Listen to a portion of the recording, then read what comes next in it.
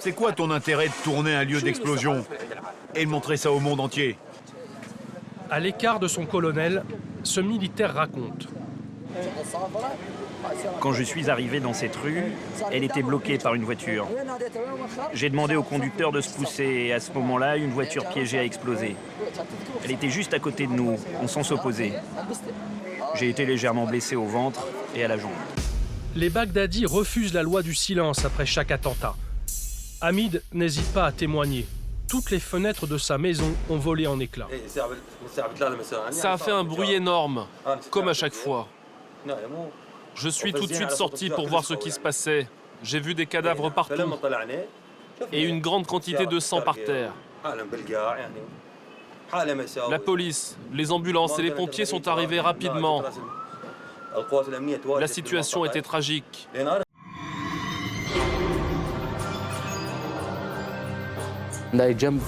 J'ai sauté de la voiture, tout mon corps était brûlé.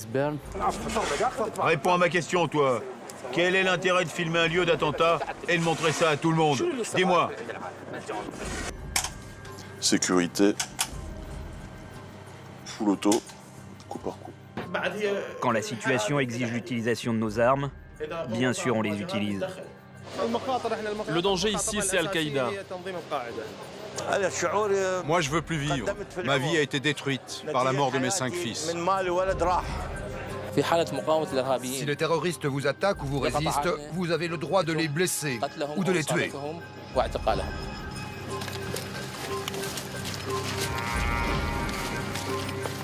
Ils étaient en train de torturer mon fils pour que je paye une rançon. Il prie, il tue des gens, surtout les chrétiens. Est-ce que tu as fait d'autres attentats? J'en ai fait plein d'autres. Je suis irakien, c'est une campagne irakienne et je suis contre le terrorisme.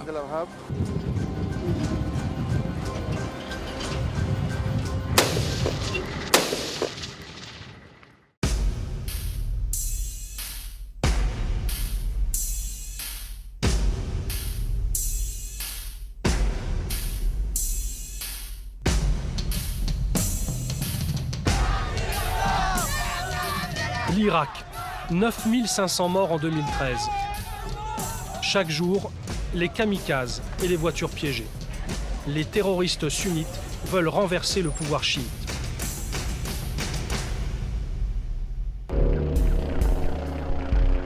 Ce qui frappe en arrivant à Bagdad, c'est le nombre de barrages sur les routes.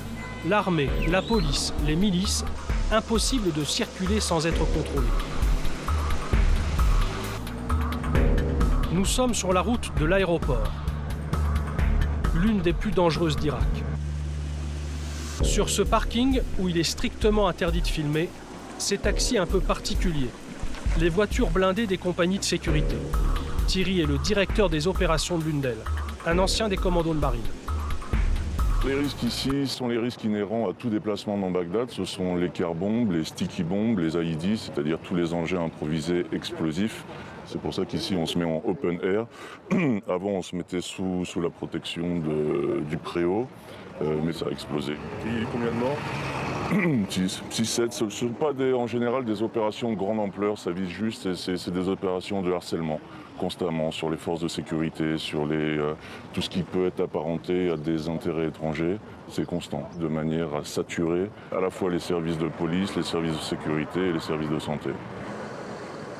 Ça, c'est une Kalachnikov, c'est une Zastava en fait, une Zastava M92, c'est yougoslave. On a tous à peu près ça, un peu plus long, un peu plus court.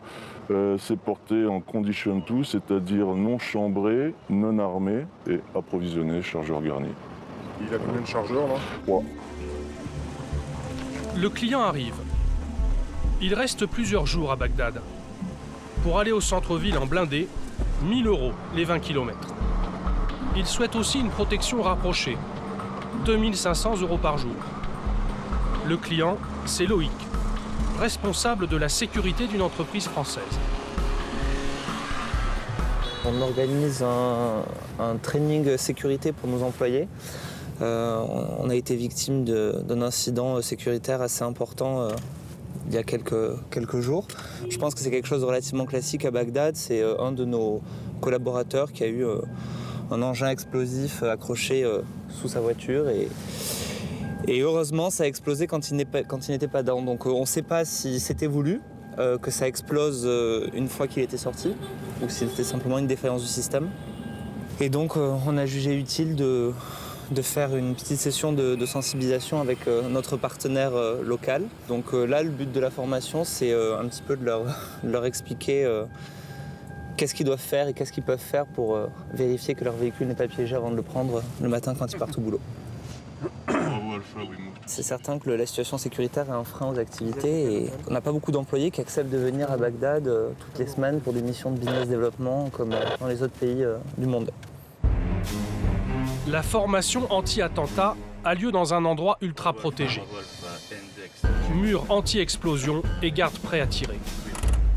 Nous entrons au Centre français des affaires qui aide les entreprises françaises à s'installer en Irak.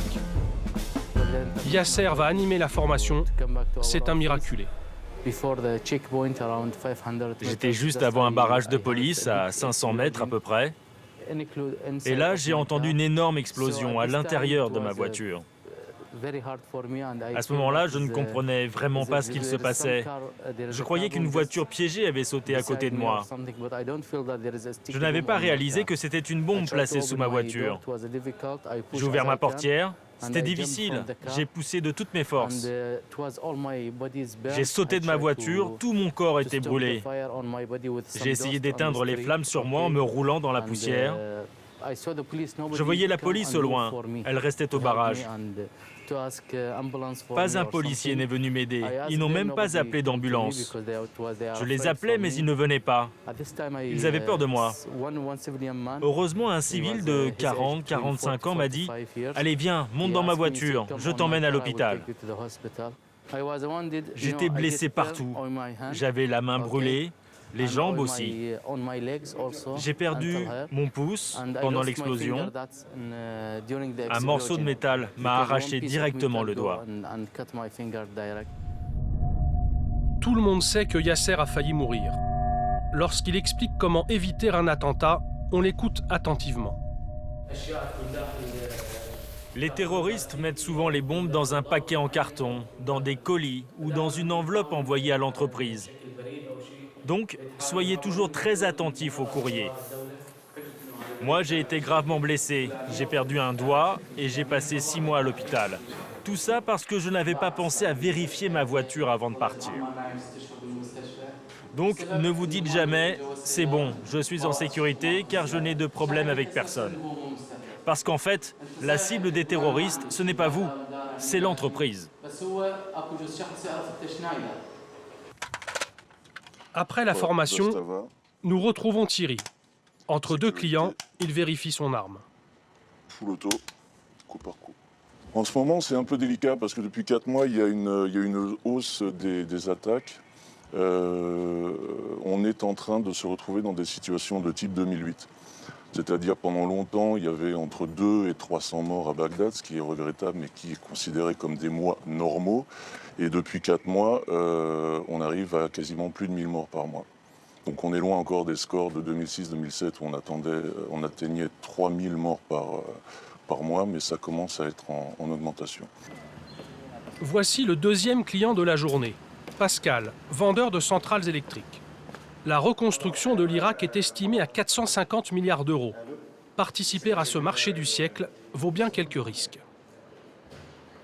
Quand on travaille dans un pays, il faut y aller évidemment. Personnellement, ça fait 2 fois en 15 jours. On essaye de faire en sorte que les déplacements soient les plus courts possibles. On sait qu'il y a 30 morts par jour actuellement, donc on a des mesures de sécurité drastiques. Personnellement, je ne dirais pas que j'ai peur, parce que je sais que ces mesures sont bonnes. Mais on ne sait jamais, oui, c'est vrai, il faut toujours être vigilant. Ce matin-là, Pascal a un rendez-vous très important. On va au ministère de l'énergie, enfin de l'électricité, plus précisément. Pourquoi faire? Pour vendre des centrales. C'est une voiture blindée, vous voyez. Donc ça, c'est pas très épais. Vous voyez, ça, c'est les vitres. Donc tout ça, c'est par balle. Et la procédure est très précise. Il y a une voiture comme ça, une voiture d'escorte, à chaque fois. Il espère bien décrocher un gros contrat. Pour l'aider, Pierre Bouchèze fait son maximum. Il dirige le Centre français des affaires, des bureaux, un restaurant et 16 chambres, en toute sécurité. Ça me poste de contrôle et de sécurité. Donc endroit stratégique. Salam alaikum. Ce sont les yeux, nos yeux. Alors, vous avez toute la périmétrie de notre implantation. Toutes les caméras ne laissent aucun angle mort. Nous avons donc des dômes qui nous permettent de voir à 360 tout autour. Là, on vous montre un de nos moyens. Il y a d'autres moyens plus sophistiqués qu'on ne dévoilera pas, puisqu'on s'adapte au fur et à mesure de l'évolution, justement, dans le contexte sécuritaire. Là, vous avez donc l'arrière de notre bâtiment. Vous voyez, donc on arrive quand même à voir tous les détails, toutes les personnes qui pourraient essayer de viser, ou un tireur embusqué ou autre. Vous voyez, donc on peut déjà, depuis là, donner des indications sur la direction et l'endroit. Vous avez ici le sas d'entrée, qui permet donc le contrôle, là au milieu. Les portes ne s'ouvrent que si le contrôle est bon. La vidéosurveillance permet d'analyser le mode opératoire d'Al-Qaïda. C'est la première fois que cette vidéo est diffusée. Gros plan sur ces deux hommes. Ils arrivent tranquillement à pied. Ils s'approchent d'un poste de police, ils le contournent et ils abattent froidement un policier. Ce minibus blanc les évacue.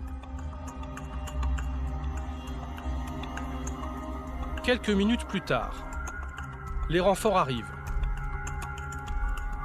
Les policiers se précipitent, armes à la main, à la recherche des terroristes. Et soudain,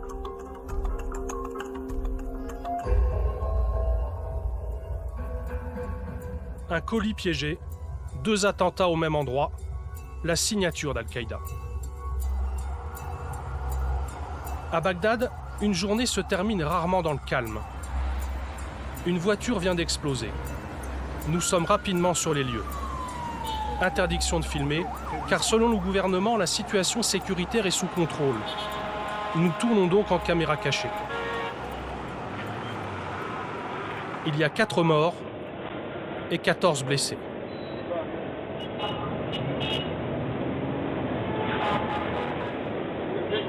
Nous profitons de la nuit tombante pour franchir plusieurs barrages militaires. Nous approchons de la voiture piégée. La voici. De toutes les façons, vous la presse, vous ne faites que du bruit. Tu entends? Toi, tu laisses mes hommes réparer les dégâts. Tu les laisses nettoyer la rue et reconstruire le mur. Ensuite, tu pourras filmer. Monsieur, s'il vous plaît, pendant que vous nettoyez, on veut tourner. On a l'autorisation du commandant de la sécurité. Ça, je m'en fous. Je te l'ai déjà dit, je ne te laisserai pas filmer avant d'avoir tout nettoyé. Tu veux filmer après un attentat et montrer les images? Quel est ton intérêt? Justement, on veut montrer que les terroristes font des attentats. Là, tu réponds pas à ma question. Alors, s'il te plaît, réponds à ma question. C'est quoi ton intérêt de tourner un lieu d'explosion et de montrer ça au monde entier? À l'écart de son colonel, ce militaire raconte. Quand je suis arrivé dans cette rue, elle était bloquée par une voiture. J'ai demandé au conducteur de se pousser et à ce moment-là, une voiture piégée a explosé. Elle était juste à côté de nous, en sens opposé.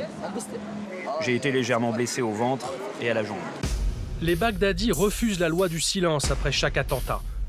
Hamid n'hésite pas à témoigner. Toutes les fenêtres de sa maison ont volé en éclats.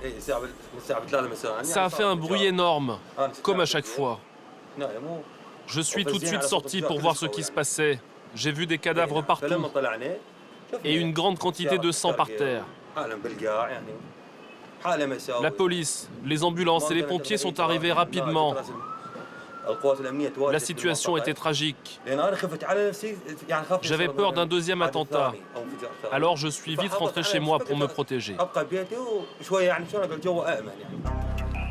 Ces attentats sont souvent revendiqués par la branche irakienne d'Al-Qaïda. Traquer les terroristes, c'est la mission de la 17e division d'infanterie. Le général Atbi et le colonel Khaled. Ils commandent 15 000 soldats en pleine zone d'Al-Qaïda au sud de Bagdad. Ils ont trouvé des ceintures d'explosifs dans un village. Le général Hatbi donne ses consignes au colonel Khaled. Retournez sur les lieux et arrêtez les terroristes. Il faut d'abord bien encercler la cible et ensuite envoyer des soldats pour l'attaquer. Oui, chef. Il y aura sûrement des terroristes là-bas. Oui, chef. Si les terroristes vous attaquent ou s'ils vous résistent, vous avez le droit de les blesser ou de les tuer. Oui, chef.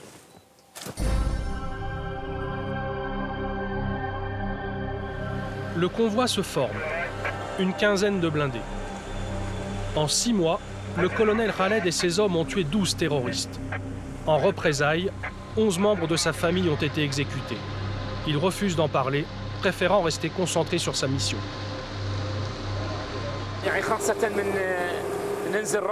Les risques les plus importants, ce sont les engins explosifs. On ne peut pas entrer avec nos véhicules dans certains endroits. On est souvent obligé de continuer à pied. Et sur ces chemins-là, les terroristes mettent leurs bombes. Et ils piègent aussi leurs maisons. Et après l'explosion, pendant qu'on évacue nos morts et nos blessés, ils en profitent pour prendre la fuite. Ça fait plusieurs années qu'on se bat contre le terrorisme. On a pas mal d'expérience maintenant. On connaît bien leurs techniques. Quand on veut attaquer leur base, on préfère circuler sur les routes secondaires. C'est comme ça qu'on les surprend. Ils ne s'y attendent pas, si Dieu le veut.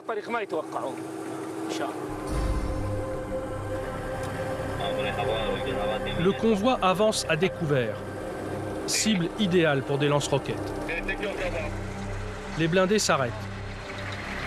Les soldats descendent. Ils nous montrent ce cratère noir au bord de la route. C'est ici qu'ils ont enterré la bombe pour qu'elle explose au moment de notre passage. La semaine dernière, Haider, l'un des leurs, est mort sur place, le corps déchiqueté. Au moment de repartir, au loin, plusieurs hommes s'enfuient.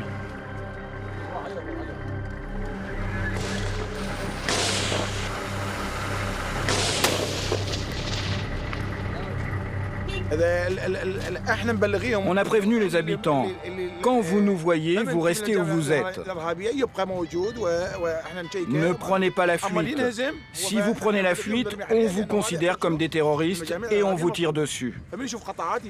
Quand les terroristes voient notre convoi, ils s'enfuient parce qu'ils savent que leurs noms sont sur notre liste de suspects.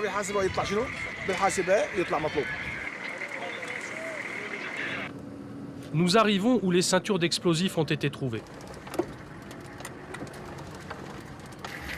Déploiement et encerclement. Vérifiez toutes les maisons. Cherchez dans toutes les maisons. Le groupe Foudre, allez-y, vous encerclez les maisons. Fouillez bien à l'intérieur. Allez-y, allez-y. Placez-vous à côté des portes et à chaque angle. 4 suspects sont arrêtés.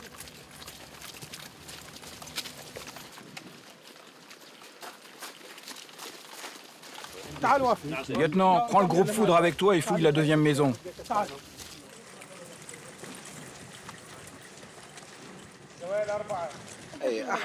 Il s'appelle Ahmed Hadi Aboud, c'est un terroriste. Tu fabriques des bombes? Non, j'ai rien fait. J'ai rien fait. N'aie pas peur. Tu fabriques des bombes? Non, je n'ai rien fait. Il dit qu'il est innocent, mais selon nos renseignements, c'est un terroriste.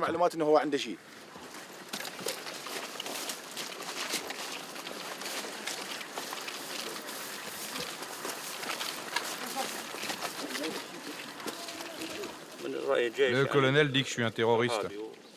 On va vérifier son nom. Si on ne le trouve pas sur la liste des suspects, on le libérera. Je suis suspecté de terrorisme. Tu fais quoi comme travail? Je suis fermier, tout va bien. L'armée est là pour protéger les gens. Quel est son nom?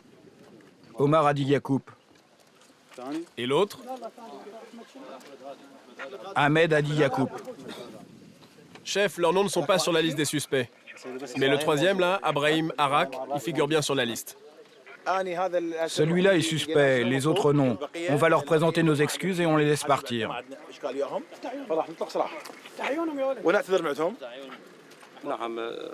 J'ai déjà été en prison après un procès. J'ai été emprisonné 2 fois, en septembre et en décembre 2011.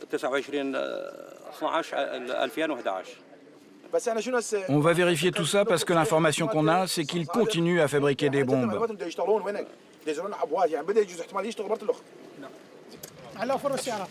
3 suspects sont relâchés.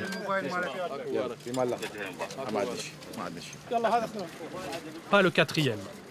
Le colonel Khaled va vérifier s'il fait partie des évadés de la prison d'Abu Ghraib. L'été dernier, Al-Qaïda l'a attaqué. 41 morts et 800 islamistes en fuite.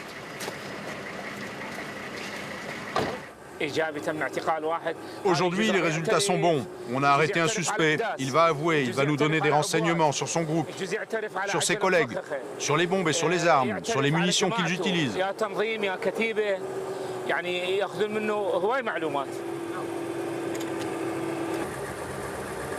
Retour à la base. Quelques tirs sur des fuyards et une arrestation de plus pour le colonel Khaled. En 6 mois, il a interpellé 411 terroristes et découvert 207 caches d'armes.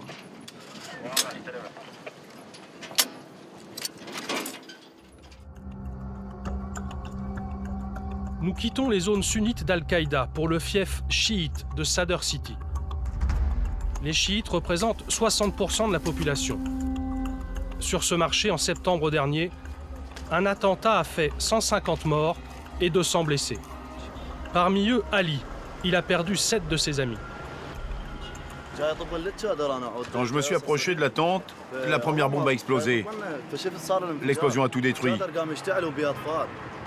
Avec d'autres personnes, j'ai couru vers la tente pour évacuer les blessés. Et c'est à ce moment-là que la deuxième bombe a explosé. Un passant filme la deuxième explosion.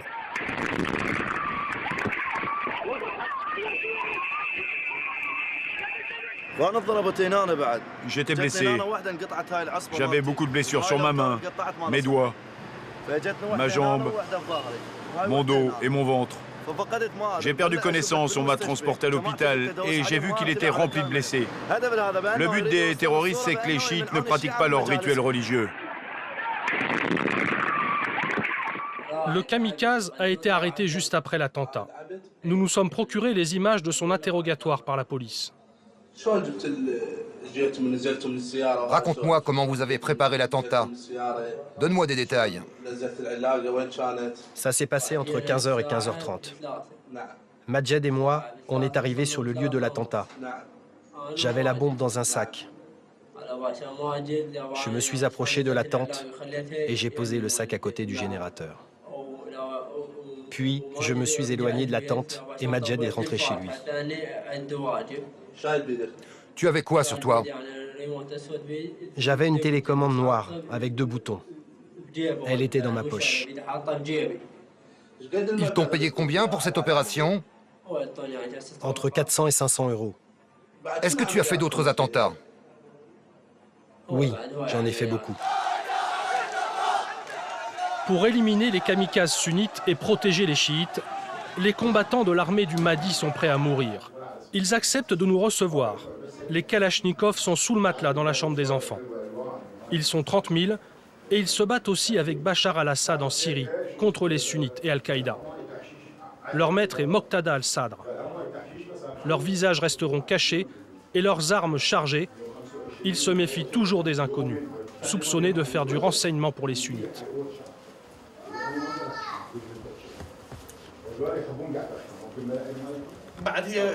Quand la situation exige l'utilisation de nos armes, on les utilise. Par exemple, quand on arrête un terroriste et qu'il nous tire dessus. Il arrive aussi qu'on remette les suspects aux forces de l'ordre. Et quand un terroriste résiste à l'arrestation? Si un terroriste résiste à l'arrestation, on utilise nos armes, on lui tire dessus. C'est légal. Il est terroriste, il ne mérite pas de vivre parmi nous. En plus, les policiers ne sont pas efficaces. Ils sont corrompus. Par exemple, le terroriste qui a fait le dernier attentat chez nous, à Sadr City, il a dit qu'il avait facilement traversé les barrages de police avec sa voiture piégée après avoir donné de l'argent aux policiers. Sous leur contrôle, nous assistons à la grande prière de rue de Sadr City. Chaque vendredi, le risque d'attentat est élevé dans ce quartier où vivent 2 millions de chiites. Les combattants du Mahdi et l'armée irakienne sont partout. Parmi les fidèles, Amer. Il lance l'appel à la prière.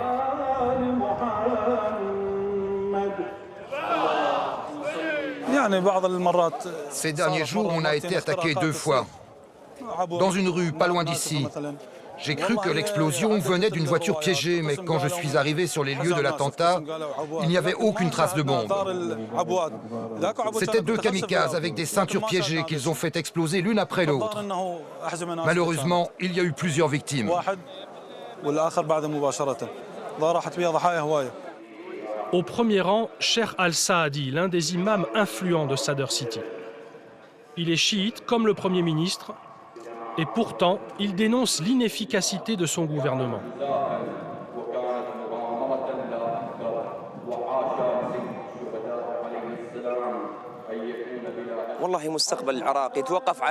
L'avenir de l'Irak dépend de la loyauté des hommes politiques envers notre pays.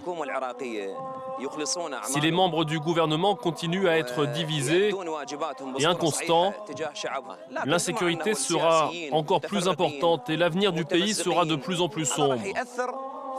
Mais si enfin ils s'unissent pour protéger le peuple et pour le bien de l'Irak, c'est une certitude, la sécurité dans le pays s'améliorera, si Dieu le veut.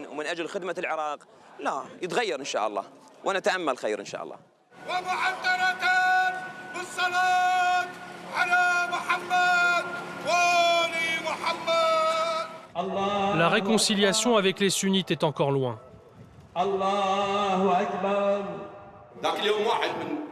Une fois, un sunnite m'a dit « Vous les chiites, vous irez tous en enfer parce que vous n'avez pas la même croyance que nous. » Je lui ai dit « D'accord, laisse-moi aller en enfer et vas-y toi au paradis. »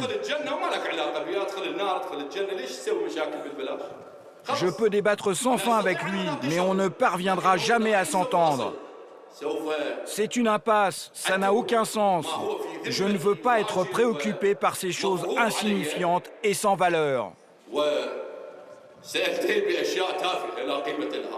Après la prière, nous accompagnons Amer chez lui. Il retrouve ses enfants. Chaque jour, il les aide à faire leurs devoirs. Tu as compris la question?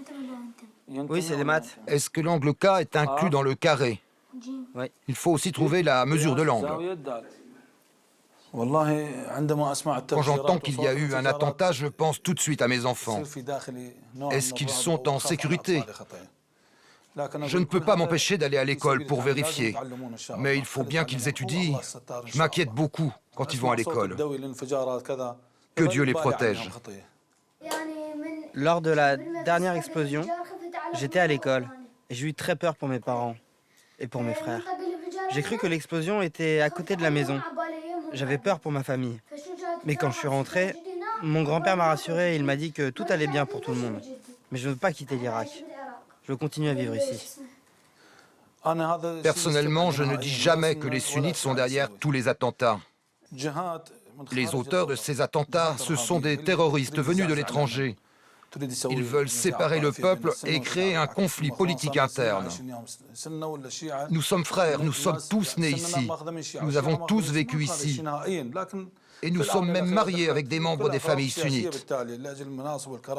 Nous avons grandi ensemble dans ce pays. Il n'y avait aucun problème entre nous auparavant. Nous ne laisserons jamais les terroristes arriver à leur but. Le lendemain, Amer est en pleine Ashura, la grande fête chiite. Je fais le service pour les pèlerins qui fêtent l'imam Hussein. Je distribue des gâteaux et du thé. Tout est gratuit et ça va durer 30 jours, jusqu'au pèlerinage sur le tombeau d'Hussein.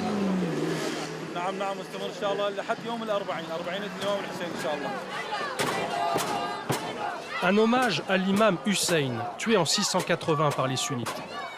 Pour l'Ashura, les chiites doivent saigner. En cette période de fête religieuse, la vente d'alcool est encore plus dangereuse que d'habitude. En vendre ou en acheter est interdit. Nous filmons en caméra cachée. Ce magasin clandestin a été attaqué plusieurs fois par des milices chiites et sunnites. Bonjour, je voudrais acheter du vin. Viens, entre. Regarde tout ce qu'on a. Qu'est-ce que vous avez comme vin rouge? Viens, regarde. On a plusieurs sortes de vins. Par exemple, on a ça. On a aussi ça. Du vin français, du vin libanais. À différents prix. La première bouteille, là, est à 12 €.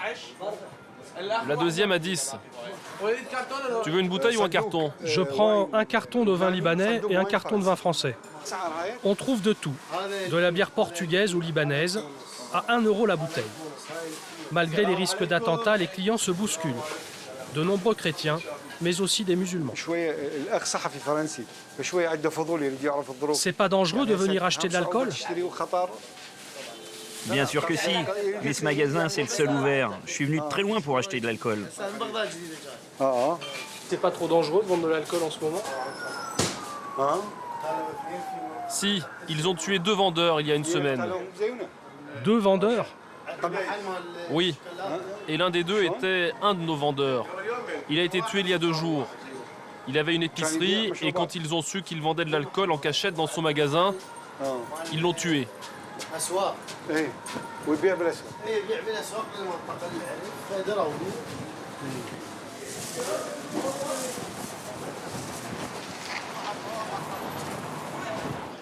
Nous quittons ce magasin clandestin pour une autre cible de choix des terroristes. Le marché aux livres d'Al-Mutanabi. L'armée surveille de près ce rendez-vous des intellectuels irakiens. Pour empêcher les attentats, certes, mais aussi pour ficher les opposants qui ont l'habitude de s'y retrouver. Les laïcs et surtout les communistes. À l'entrée du marché, le café Al-Shabandar, le plus célèbre d'Irak. Toute l'histoire du pays est en photo sur ses murs. Des documents que les clients confient précieusement à Mohamed, le patron depuis 1963. On vient de loin pour parler politique, en fumant lentement la chicha ou en buvant ce thé très sucré. Au mur, Mohamed tient à nous montrer 5 photos.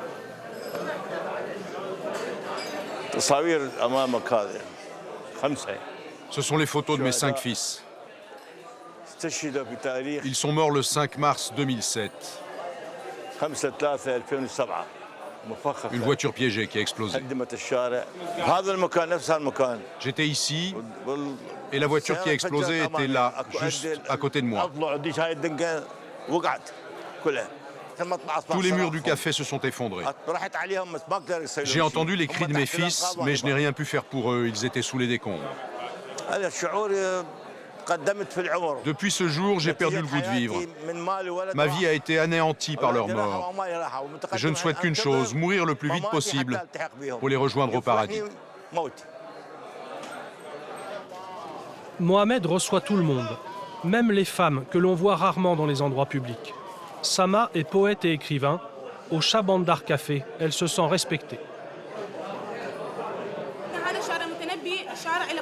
Je n'ai pas peur de venir ici. La rue Al-Mutanabi est une rue sacrée pour les Irakiens. Les gens qui viennent ici sont des intellectuels. Ils sont cultivés, respectueux et très inquiets de la situation du pays qui est de pire en pire. En toute sincérité, je ne vois aucune amélioration à l'horizon. On vit une semaine plutôt calme et la semaine qui suit est catastrophique. On ne peut même pas marcher dans les rues. Il n'existe aucune sécurité. La sécurité, les Bagdadis ont du mal à comprendre qui en est chargé entre l'armée, les milices ou la police. Certains en regretteraient presque l'époque de Saddam. Avant la guerre de 2003, pour arrêter quelqu'un, la police se renseignait d'abord sur la personne à la mairie. Puis l'arrestation se faisait avec le responsable administratif du quartier, que tous les habitants renseignaient et connaissaient. Aujourd'hui, toute cette procédure a disparu, on ne sait plus qui arrête qui. C'est pour ça que j'ai remplacé la sonnerie de ma maison par une caméra de surveillance. Parce que je ne sais pas si la personne qui sonne est un policier ou si c'est un criminel qui veut me tuer et tuer ma famille. Donc je regarde avec la caméra Et si je ne connais pas, je n'ouvre pas la porte. Direction maintenant les quartiers sunnites. Notre guide est dans cette voiture blanche. Nous arrivons devant un mur couvert d'impacts. Il prend de gros risques rien qu'en nous le montrant. Notre traducteur nous explique pourquoi. Très difficile de filmer ici. Oui. Ici, oui. Ici, vous voyez là, les traces d'un mortier. Le gouvernement considère tous les gens qui cherchent les traces de violence comme des choses qui sont contre le gouvernement, qui n'est pas capable de contrôler le pays. Si jamais on découvre que lui, il nous a montré ces endroits, oui. Qu'est-ce qui lui arrive? Le gouvernement, dès qu'il trouve quelqu'un filme, il cherche qui c'est qui les a amenés et il les arrête. Donc là, montrer une petite trace d'impact de mortier ici, voilà. C'est la prison. Oui. Nous sommes dans le quartier de Dora, un quartier sunnite infiltré par Al-Qaïda. Impossible d'y entrer sans protection. Notre guide est Youssouf, le chef local de la milice du Sarwa. 90 000 combattants sunnites anti-Al-Qaïda.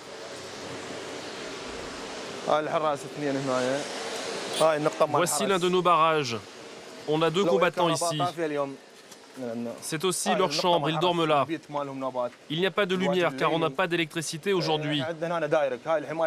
C'est le barrage du quartier 806. En tout, 5 combattants se relaient jour et nuit. Et j'en ai encore 8 autres au barrage à l'entrée du quartier. Et j'ai aussi mes 2 gardes du corps, toujours avec moi. Sa milice était longtemps alliée d'Al-Qaïda. Et ces hommes en étaient parfois membres.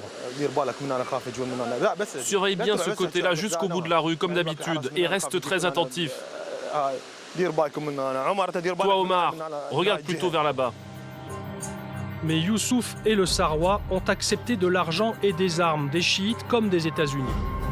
Même s'ils sont sunnites comme eux, Al-Qaïda a décidé de les éliminer. Et ils nous menacent sans arrêt, ils mettent des bombes sous nos voitures. Et ils nous attaquent souvent, même en pleine nuit. Il y a 2 jours, dans la rue juste derrière, un terroriste a fait sauter une voiture. Toute la famille qui était dedans est morte.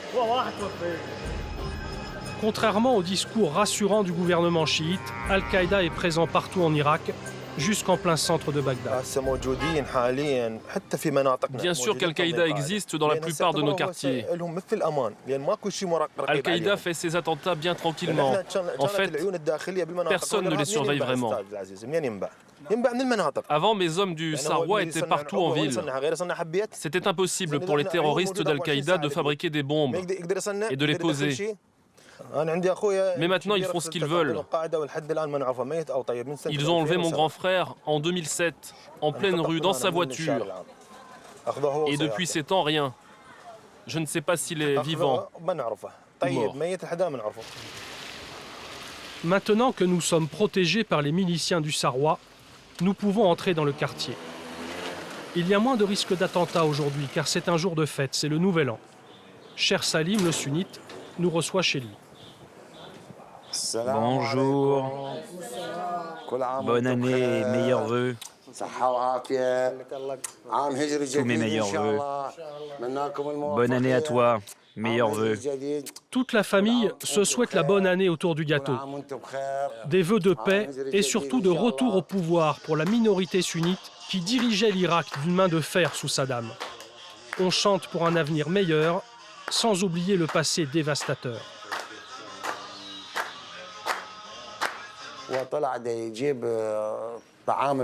Un matin, mon beau-frère est parti acheter du pain pour sa famille. Quand il est arrivé à la boulangerie, une voiture s'est arrêtée à côté de lui. 3 personnes armées en sont descendues. Ils ont d'abord essayé de l'arrêter. Ensuite, ils ont voulu le mettre dans le coffre de leur voiture, mais il a résisté. Alors ils l'ont tué devant tout le monde avec un pistolet silencieux. Ça me fait vraiment mal au cœur quand je regarde sa photo. Il essayait d'être gentil avec les gens de la communauté chiite. Il faisait la prière avec eux dans leur mosquée Et au final, qu'est-ce qu'ils ont fait? Ils l'ont trahi, ils l'ont tué.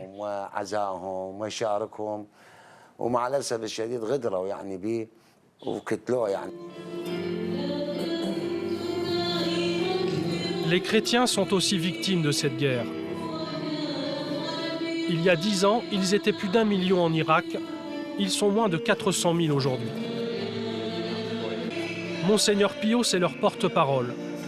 Ces dernières années, 61 églises ont été attaquées, notamment celle de Karada en 2010. 47 morts en pleine messe. Monseigneur Pio a survécu, il a pris ses photos, il en a fait ce livre. Ce sont les photos des martyrs dans l'église. On a attaqué l'église, le terrorisme. C'était 5 terroristes. 2 étaient morts avant d'entrer à l'église et les 3 étaient dans l'église même. Voilà le prêtre, et aussi le voilà. Et vous allez voir aujourd'hui des familles, des parents, des martyrs seront présents dans la prière. Et avec les parents des petits, le petit Adam, de 3-4 ans. Ils seront ici à la prière aujourd'hui. Ils se sont fait exploser dans l'église, les terroristes? Mais bien sûr. Qu'est-ce qu'il fait, les terroristes? Ils prient, ils tuent les gens. Surtout les chrétiens. Pourquoi? On ne sait pas. Les noms des 47 victimes sont lus à chaque messe par leur famille. Les chrétiens représentent maintenant moins de 2% des Irakiens. Face à ce qui est fait contre les chrétiens au Moyen-Orient, face à l'oppression, à l'injustice et au blasphème, on a besoin de croire encore plus en Dieu. Une croyance encore plus forte, une croyance encore plus profonde.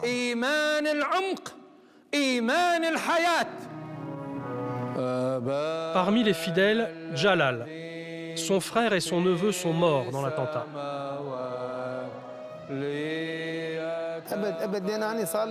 Je ne quitterai jamais l'Irak. Je suis né ici, j'ai étudié ici, je me suis marié ici, j'ai vécu toutes les guerres. Non, je ne partirai pas, même si 37 de mes proches et amis sont partis. Moi, je ne pars pas. Et expliquez-moi comment les terroristes sont entrés à Karada pour se faire exploser. Plusieurs membres du gouvernement irakien habitent ici. Comment les terroristes sont-ils entrés avec leurs explosifs, leurs armes, leurs grenades, leurs lance-roquettes, leurs kalachnikovs? Hein? Comment ont-ils fait?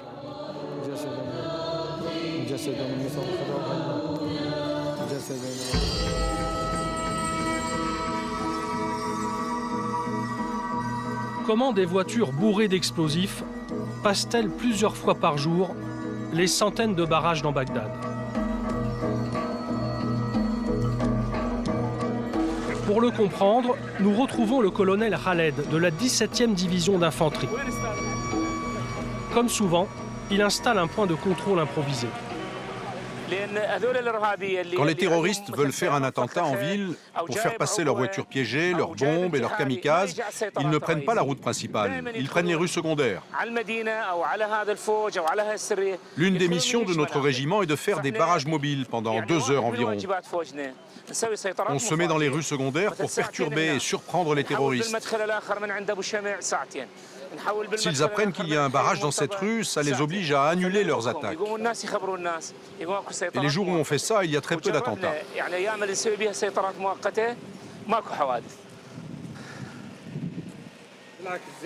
Je soutiens les soldats, je suis d'accord avec eux pour ces barrages, c'est pour notre sécurité.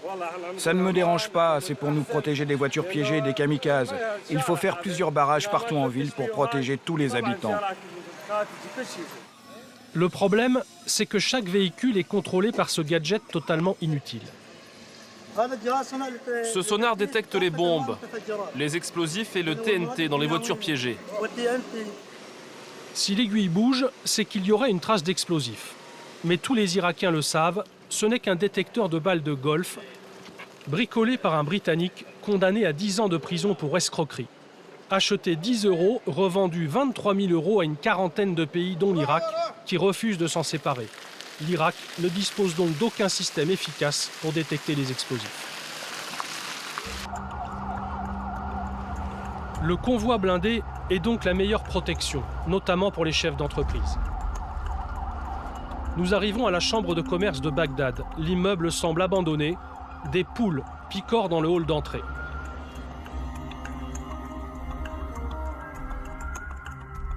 Rajeb représente 23 000 hommes d'affaires.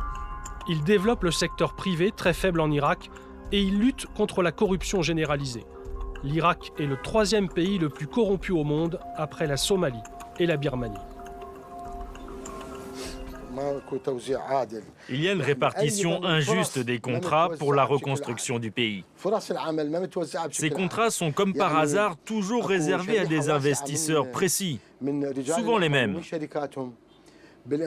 Pourtant, il y a beaucoup d'hommes d'affaires et d'entreprises irakiennes capables et compétents pour ces grands projets.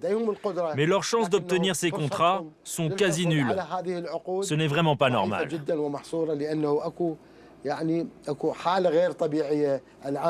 À cause des pots de vin et des liens de parenté? Oui, exactement. L'autre hantise des chefs d'entreprise, souvent en pleine rue, les enlèvements crapuleux avec demande de rançon.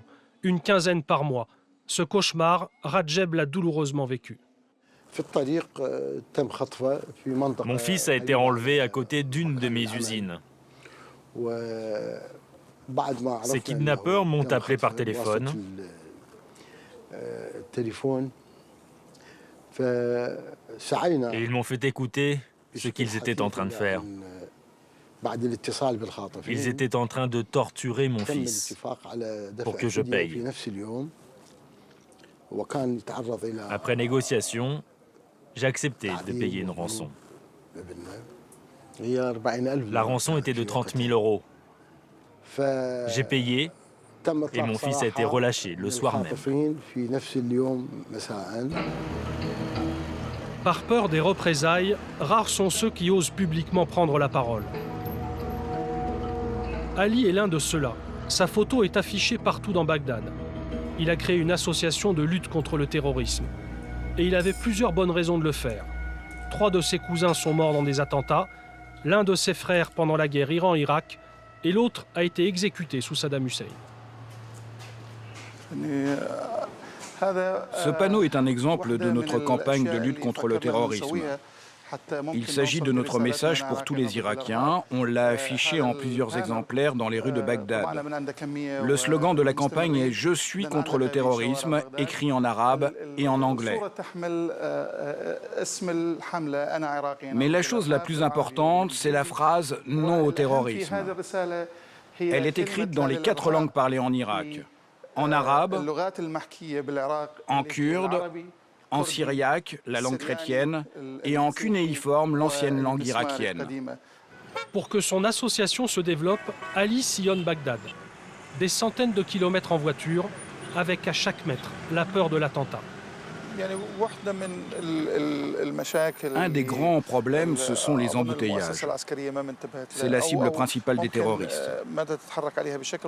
Les forces de sécurité doivent le prendre en compte. Par exemple, dans la rue Karada, où on se trouve en ce moment, il y a eu plus de 35 attaques terroristes par des kamikazes et des voitures piégées. Ali rencontre les Bagdadis sur les lieux d'attentats. Il y distribue des tracts pour les faire réagir. Bonjour, désolé de vous déranger. C'est pour une campagne irakienne. Je suis irakien, je suis contre le terrorisme. Nous sommes irakiens et nous devons tous crier d'une seule voix que nous sommes tous contre le terrorisme. Mais il est où le gouvernement irakien? Un des buts de cette campagne est de nous débarrasser de ce gouvernement. C'est une bonne initiative. Bravo, on la soutient. Moi, je suis ingénieur. Je travaille pour construire mon avenir. Je ne veux pas mourir à cause d'un terroriste fou ou d'un responsable politique qui fait tout pour garder sa place au pouvoir. Il faut que le gouvernement réagisse. Mais tous les organismes de l'État sont infiltrés par les terroristes. Je suis d'accord avec toi, mais je ne parle pas que du gouvernement, je parle surtout de la société. Qu'est-ce que la société doit faire contre la violence? En tant que citoyen, on doit s'unir, mettre de côté le problème ethnique, faire des concessions. Essayer d'unir le peuple irakien pour préparer un meilleur avenir. Cette campagne est importante. Il faut l'appliquer dans toutes les régions de l'Irak. La diffuser aussi sur les chaînes de télé, sur Facebook et sur YouTube. Et à l'école, bien sûr, pour les enfants, pour leur expliquer ce qu'est le terrorisme et comment on peut lutter contre. Parce que nos enfants sont l'avenir de ce pays. Nous ne voulons pas qu'ils souffrent comme nous avons souffert. Éradiquer le terrorisme et réconcilier les communautés, Ali sait que la tâche est immense. Avec 800 morts par mois et un pays totalement à reconstruire, quel est l'avenir de l'Irak? Quel avenir pour Amer le chiite qui tremble quand ses enfants vont à l'école? Quel avenir pour Salim le sunnite qui pleure son beau-frère abattu par les chiites? Quel avenir pour Monseigneur Pios et les chrétiens terrorisés qui fuient le pays? Quel avenir pour le colonel Khaled aux 11 proches exécutés parce qu'il est militaire? Quel avenir pour Mohamed, dont les 5 fils sont morts sous ses yeux? Après 23 années de Saddam Hussein, 10 années de guerre et 2 ans après le départ des Américains, les Irakiens survivent au jour le jour, à la merci d'une voiture piégée qui peut exploser n'importe où et n'importe quand.